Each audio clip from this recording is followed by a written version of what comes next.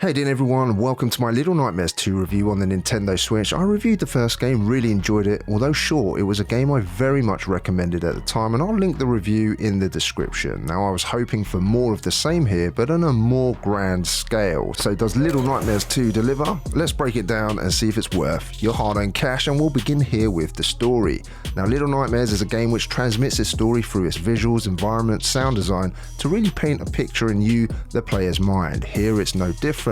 There are no words or narration, but there's little doubt that we have a game which brings people's worst nightmares to life, and to make matters worse, a world in which children do not belong, but yet here they are. In Little Nightmares 2 you play as Mono this time around, a young boy who wakes up in a terrible place, a nightmarish forest. The first thing you'll notice is he has a paper bag over his head. If that doesn't freak you out from the beginning, then I don't know what will.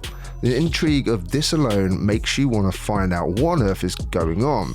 Now 6 returns from the first game as an AI companion and helps within the gameplay, which we'll touch on in a second, but in terms of the story, it was intriguing to see this bond explored between 6 and Mono. Now there are TVs around the environments, and there are quite a few of them. Another mystery, the world completely rotting due to the signal tower. And if you've ever seen the film The Ring, this part here really reminded me of that. But what is it? As more and more of the game is played, more questions will arise, and it's up to you to form your own opinion of what's going on. You may come to a different conclusion to me, and that's great as it stirs conversation. Without giving too much away, this place is sick and twisted, and a place not any child should be. Gameplay wise, first things first. In terms of the gameplay, it's still the Little Nightmares you know and love, with platforming sections and puzzles to solve, some of which you'll get stuck on and scratch your head for a few minutes, but think logically and you will find a way. 6 is back from the first game, but only this time as an AI companion who will help you in certain parts of the game where required. You may need to make a longer than usual jump from one platform to another, and she'll hold her hand out to catch yours so you can lift yourself up to the platform with a quick press of ZR, or she'll give you a leg up so you can climb through a window. It's that sort of thing. It was rather nice to have a companion, and if you want, you can even hold her hand as well and call out if you need her for something. Now the controls of Little Nightmares for me have always been slightly off. I would prefer the characters to feel a lot more tighter in terms of how they control. Instead, I found controlling Mono to be rather clumsy, which can, in the end, on a platform game like this, cause frustration. It's especially annoying in the first game because every time you perish, it will take an age to load. Thankfully, that's all but gone in this sequel. The frustrating deaths at times are still here, where you'll miss a rope or a ledge and you'll fall to your death, but thankfully you'll always start very close to where you died, and the game doesn't take any time to load up at all. It doesn't help that there are a few glitches as well which I came across, where Mono's close to an object or an environmental place and the character starts to just glitch. None of this is game breaking, but be aware that a really tight controlling platformer this is not and never has been.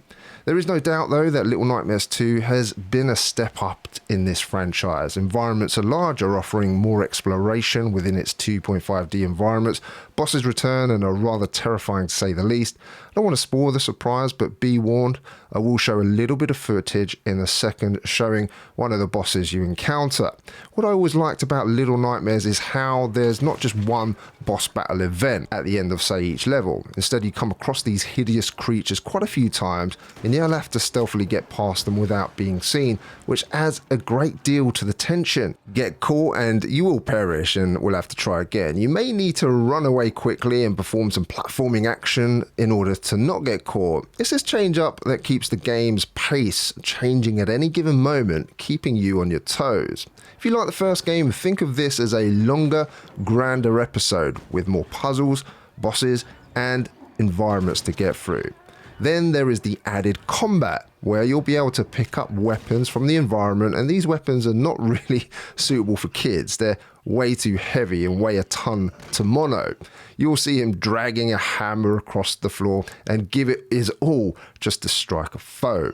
While these encounters are not often, they are frequent enough, and 1 or 2 hits usually suffices to kill the enemy, but miss once and you're dead. It's really all about getting that timing right, and some of you will like this, others may find the very unwieldy nature of these weapons a tad on the frustrating side. I was neither in love with the combat nor disliked it. It was fine. I felt it added to the experience which the first didn't have, but for me, Little Nightmares has always been about the platforming, avoiding those bosses and solving those puzzles. In summary, the gameplay feels more expansive, yet keeps the character of the first game, so those of you familiar will certainly like this.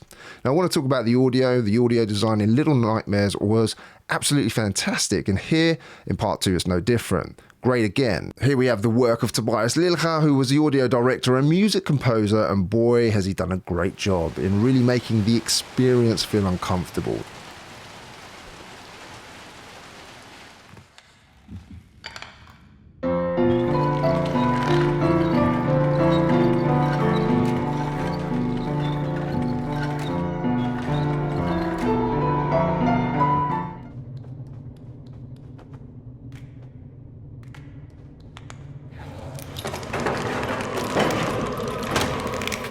The sounds of the creatures to the ambience when in a certain area creates tension even when there's not much going on.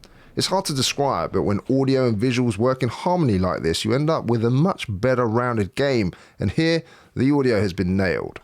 Visuals and performance wise, well, this has been taken up a notch, no doubt about it. Environments are dripping with detail, objects can be moved, weapons can be used to smash through doors or glass in certain situations, and the lighting is wonderful. In games like this, it's almost what you can't see is scarier than what you can. And while the creatures' designs are pretty hideous, the environment's designs, from the forest, school to a hospital, are all places you just don't want to be. Enemies, when you do see them, look scary. School kids trying to kill you that look like a bunch of Pinocchios running around, legs, arms, and all sorts of hanging stuff in the hospital.